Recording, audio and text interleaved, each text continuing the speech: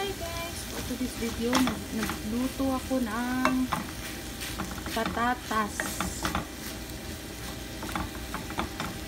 na ilalagay natin sa oven. Kumbaga sa Arabic, isiniya patatas.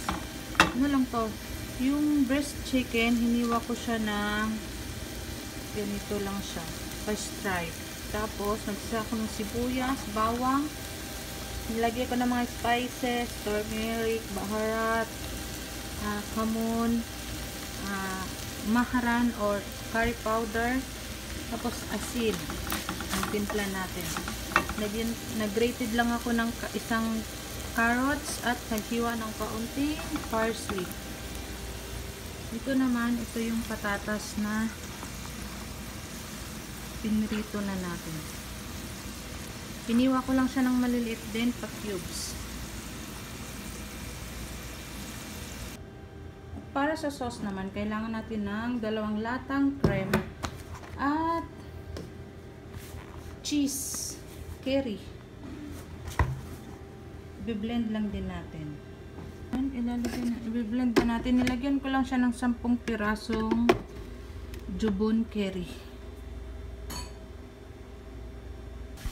Yung patatas na prito natin, hatiin lang natin. Kasi nga, lalagyan pa natin to mamaya sa ibabaw. Tapos ito na yung niluto natin. Ginawa natin yung pang toppings natin sa patatas.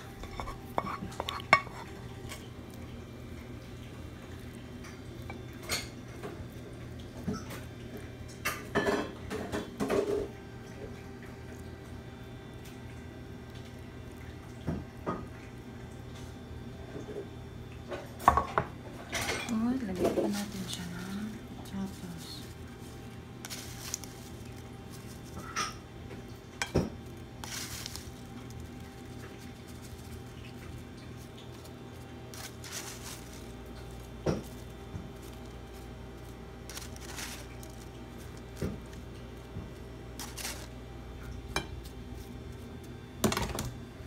Bubuhos natin yung sauce.